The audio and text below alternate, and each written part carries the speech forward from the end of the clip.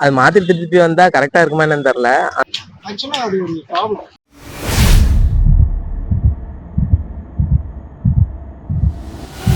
வணக்கம் ஃப்ரெண்ட்ஸ், நம்ம சேனல்ல இப்போ என்ன பண்ணணும்னா, இப்போ சிட்லப்பாக்கம் ஏரிக்கு வந்திருக்கோம். ஸோ இந்த ஏரியில நிறைய பேர் வாக்கிங் போயிட்டு இருக்காங்க. அப்போ அவங்கள்ட்ட ஒரு கொஸ்டின் கேட்கும். அதாவது பாஸ்ட்ல போய் ஒரு விஷயத்த மாத்திட்டு மறுபடியும் ப்ரெசென்ட்டுக்கு வந்துடுவேன் அப்படின்னு ஒரு விஷயம், ஒரு கடவுள் ஒரு வாய்ப்பு கொடுத்தாருன்னா மக்கள் எதை மாத்துவாங்க? ஒவ்வொருத்தரும் ஒவ்வொரு சுவாரஸ்யமான விஷயத்த சொல்லுவாங்களா. இப்போ எனக்கு ஒரு தேவை இருக்கும், இன்னொருத்தவங்களுக்கு ஒரு தேவை இருக்கும். இந்த தேவையை நான் பூர்த்தி செய்ய முடியாம இருக்கும். ஸோ அதை எப்படி மக்கள் பிரதிபலிக்கிறாங்க அப்படிங்கிறதான் இப்போ கேள்வியே. இப்போ பாஸ்ட்ல போய் நான் மாத்தணும்னு பேசுறேன்.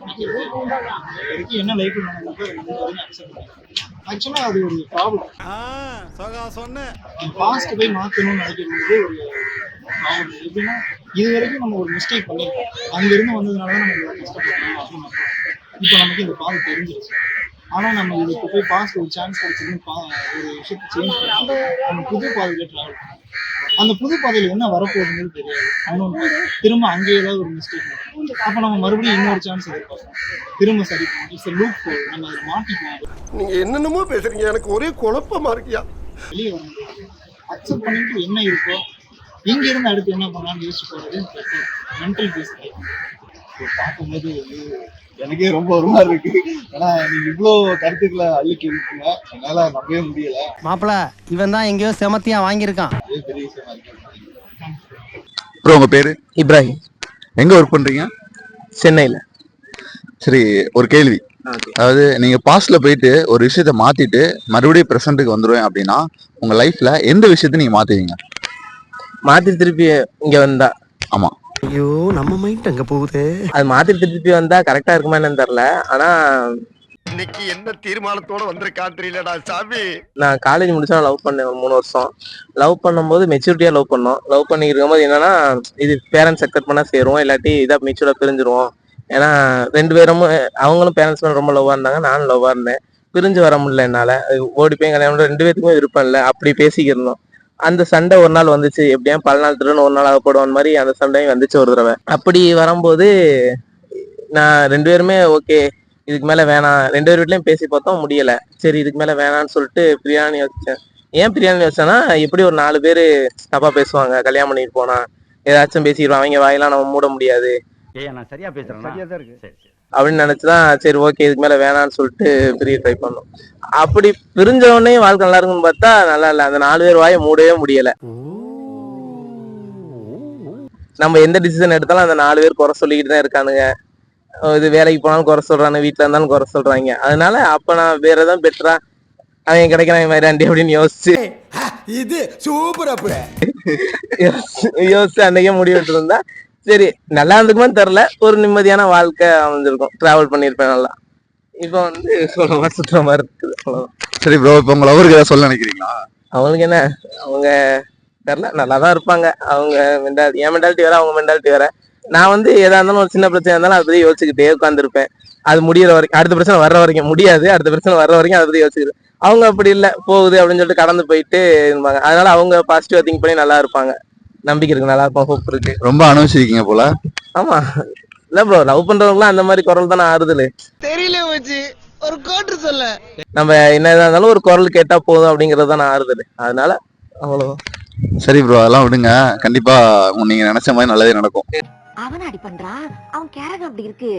ஆணி போய் ஆடி போய் ஆவணி வரட்டும், அவன் டாப்பா வரனா இல்லையான்னு பாரு. நடக்கலாம், நான் இப்ப நினைச்ச மாதிரி நல்லது.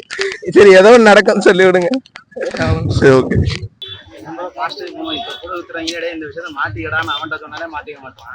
அண்ணா மன்னிச்சுங்கண்ணா, தெரியாம சொல்லிட்டாங்கண்ணா. ஒரு விஷயத்தையே மாத்தி அது நடக்குமா? அது அப்ப மட்டும் எவனாவது கேட்பானா? இப்பயும் எவனை கேட்க மாட்டான்.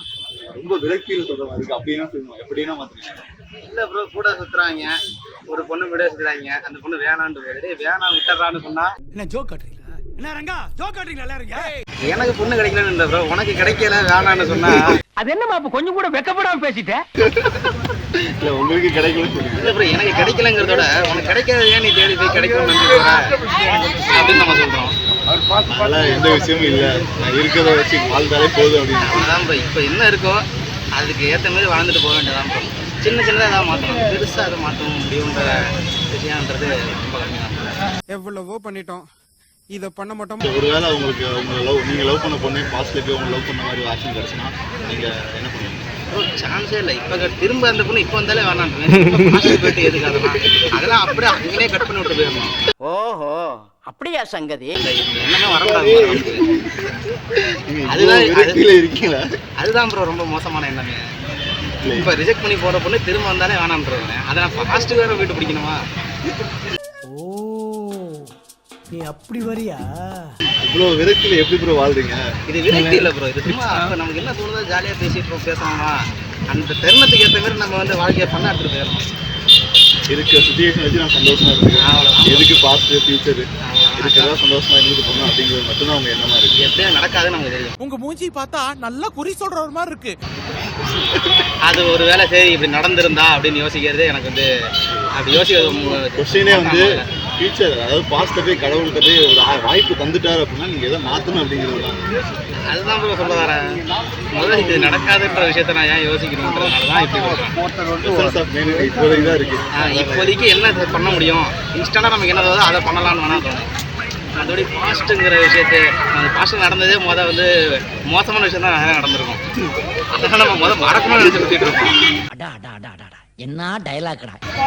அதை நம்ம இப்போ திரும்ப புதுசாக போயிட்டு அதை திரும்ப மாற்றணும் எதுக்கு? அது நமக்கு வேணாம். நீங்க இவ்வளோ தத்துவமா பேசுறீங்க. மக்களுக்கு எதாவது சொல்ல நினைக்கிறீங்களா? எப்ப எவன் தூக்கிட்டு போவானே தெரியாது. மக்களுக்கு நான் என்ன சொல்ல விரும்புறது? நான் சொன்னா மட்டும் கேட்பேன். அதுக்கோசம் 4 பேர் பார்த்தா கோவப்படாம கேளுங்க. ஏன்னா கோவம் தான் நமக்கு மிகப்பெரிய ஆயுதமே. நம்ம 2 பேர் யாருங்கிறது இந்த ஊருக்கே தெரியும். ஆயுதம். அதாவது இப்போதைக்கு பழசை மறந்துடுங்க. இப்போ என்ன பண்ண முடியும் இன்ஸ்டண்டா அப்படின்ட்டு பக்கத்தில் இருக்கவங்கள்ட்ட நல்ல விதமாக 4 வார்த்தை பேசுங்க. இப்படி இருந்திருந்தா அப்படி இருந்திருந்தான்றதை விட்டுட்டு இப்படி இருக்கலாம் அப்படி இருக்கலாம்னு உங்களுக்கு முடிஞ்சா சொல்லுங்க. அது தேவைப்படுறவங்கள்ட்ட மட்டும் சொல்லுங்க. இது சூப்பர். Thanks bro.